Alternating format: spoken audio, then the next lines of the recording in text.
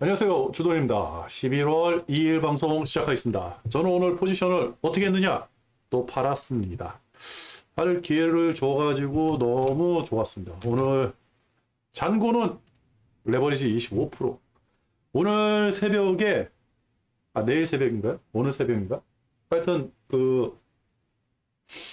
FOMC에서 연준에서 파월이 이제 금리 발표를 하는데, 사실 뭐 어느 쪽으로 발표를 해야 될지는 아무도 모르죠.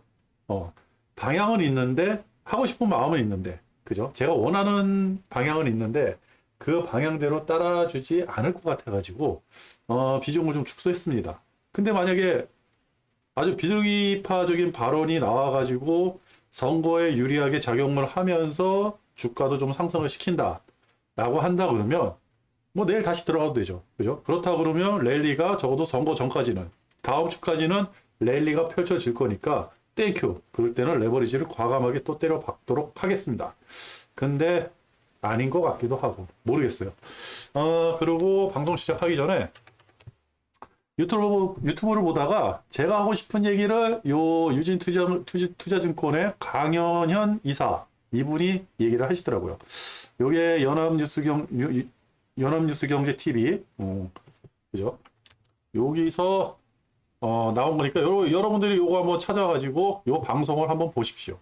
상당히 왜 우리가 곧버스를 해야 되는지 여기에 딱 나와 있습니다. 그래가지고 캡처를 했어요. 방송이 좀 괜찮다. 지금 이 방송을 보는 게 아주 득이 될 것이다. 그렇게 생각합니다.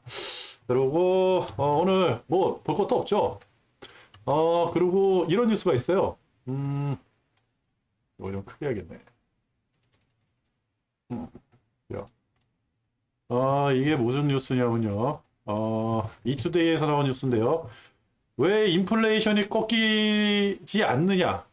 인플레이션이 왜 쉽게 잡히지 않느냐에 대해 가지고 한 가지 예를 든 건데, 미국 식품 물가가요 엄청나게 상승을 한 거예요. 근데 우리도 이해를 하잖아요. 그죠? 뭐 곡물 가격이라든지 수입가, 근데 물류 비용 이게 다 올라가니까 올라갔는데 다른 게 다 떨어지더라도, 그죠? 곡물 가격이 떨어지고 운송비가 떨어지고 다 떨어지더라도 한 번 올린 가격은, 식료품 가격은 떨어지질 않습니다.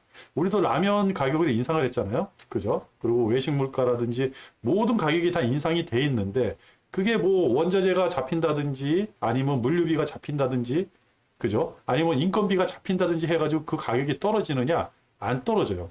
그죠? 이게 이제 미국 얘기인데, 미국 식료품 물가가 1년 새에 13%가 올랐답니다. 외식비는 8.5% 상승을 했대요. 펩시코 제품 가격이 17% 인상 후 3분기 순이익이 20% 급증을 했대요. 그죠? 그러면서 여기 나오는데, 여러 가지 문제가 있는데, 이 물가가 한 번 올라가면 절대 떨어지지를 않는다. 그죠? 이런 기업들이 한두 개가 아니죠. 굉장히 많은 기업이에요. 그래가지고 지금 이 걱정하는 게, 왜 침체를 걱정하느냐? 이런 기업들이 하나, 두 개 정도는 망해야 되는 거예요. 그래가지고 서로 경쟁을 하게 됐죠. 경쟁을 하게 되면 어떻게 돼요? 가격을 떨어뜨리겠죠. 그죠? 질 좋은 제품을 싸게 만들어야지 사람이 살 수밖에, 사람들이 그 물건을 구입할 수밖에 없는 그런 분위기가 만들어져야 된다는 겁니다. 그렇다 그러면 인플레이션이 잡히기가 힘들죠. 지금 상황에서는. 왜?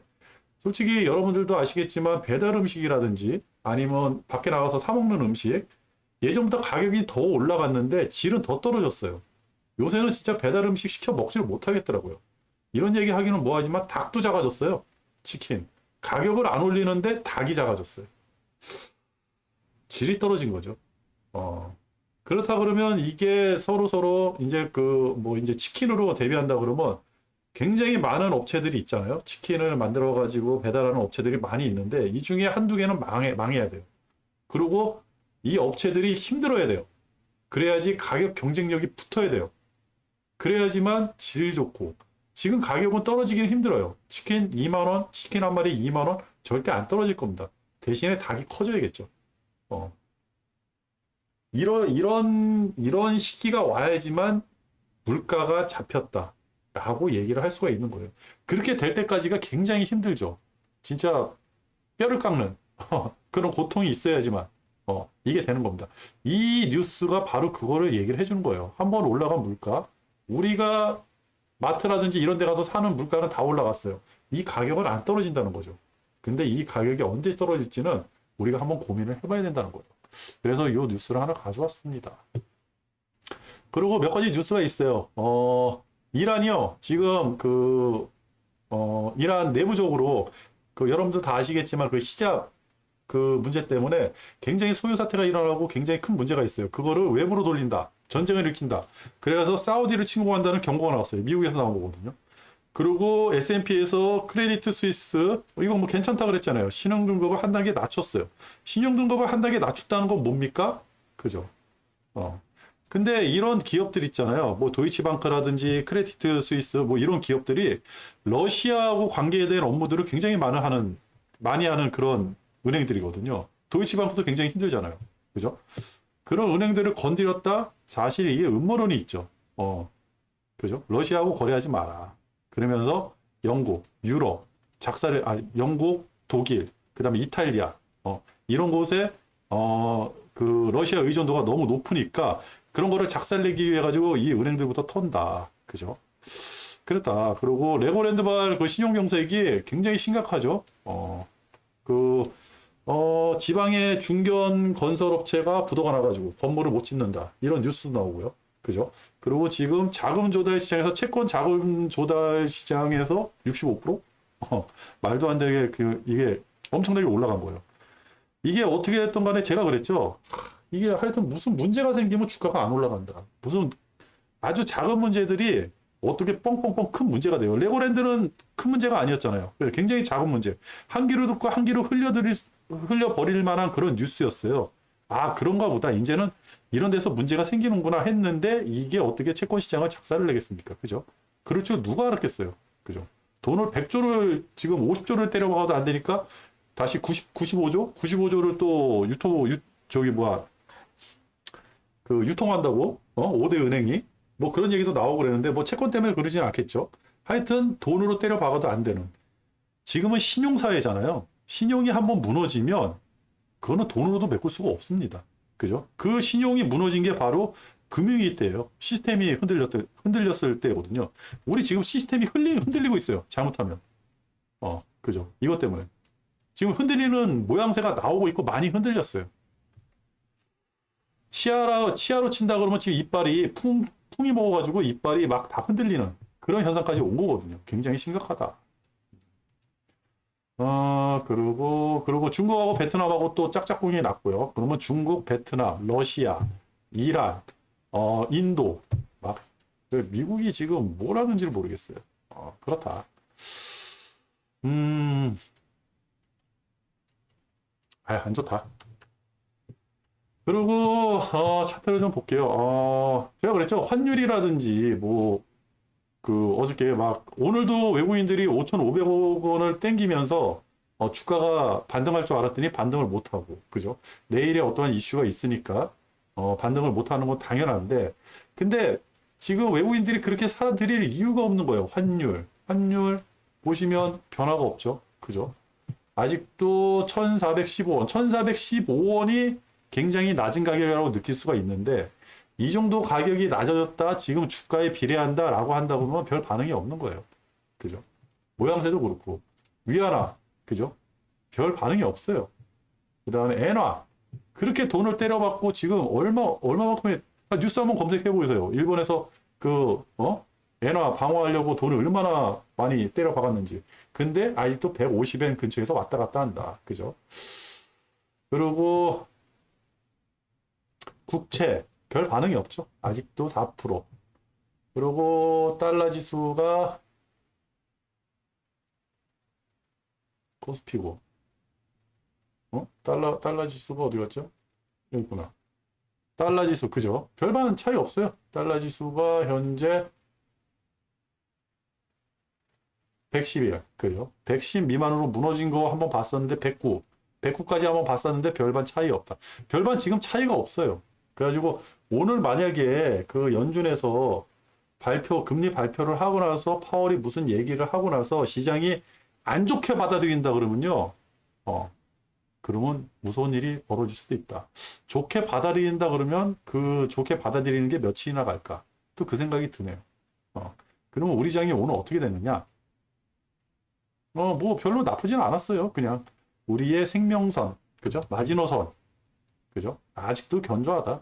게다가 양봉이 두 개가 딱 서버렸다. 오늘 저녁에 만약에 그 금리만 파월이 75bp에 비둘기 아니, 비둘기도 뭐 매든 상관없어요. 시장이 어떻게 움직이냐에 따라서 달라지겠죠. 미국장이 오늘 저녁에 폭등을 한다 그러면 요거 조만간에 만나죠. 요 라인. 그죠? 그러면 요때 가가지고 고민하면 되는 거고.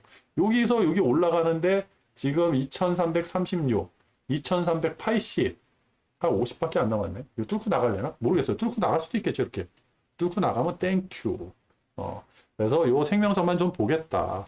만약에 오늘, 미국장이 폭락을 한다.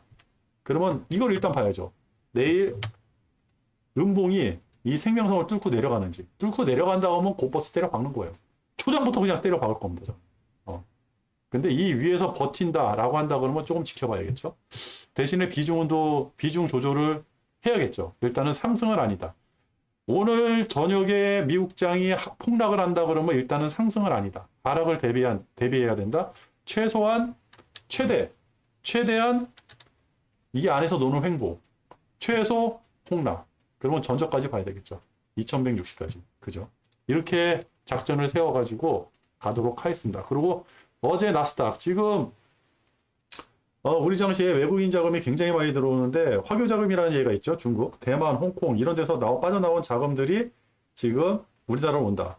이게 왜 화교 자금이라고 그러냐면 솔직히 이게 노랑머리 외국인들 것 같지는 않아요. 그죠? 아시아계 자금 같아요. 그립에 저렇게 미친 듯이 아무 생각 없이 막 사들이죠. 그죠? 특히 중국 항생 움직임에 따라 가지고 같이 움직이는 거 보면 제 생각에는 화교 자금입니다. 검은머리 외국인. 그죠? 그리고 미국은 어저께도 조정을 받았죠. 조정을 받았는데, 미국도 이제 요 마지노선, 요것만 지키고 가도록 하겠습니다. 오늘 만약에 이게 음봉이 뚝 나왔다. 나온다 그러면 완전 깨지는 거고, 이 위에서 어떻게 움직인다. 라고 한다면 괜찮은 거고. 그죠? 또 이제 파월의 어떠한 멘트를 호재로 받아들여서 폭등을 한다. 그러면 여기 양봉이 쭉 나오겠죠. 쭉. 그죠? 그러면 만약에 어제 여기서 시작을 할 테니까 뭐 갭상승 몇 시에 발표를 하나요? 장 시작하고 발표하지 않을까요? 그러면 여기서 이렇게 양봉이 나온다라고 한다 그러면 땡큐. 그러면 그냥 이거는 레버리지 그냥 때려 박는 거죠. 이렇게 작전을 세워가지고 투자를 해보도록 하겠습니다. 저는 레버리지 25% 보유하고 있고요.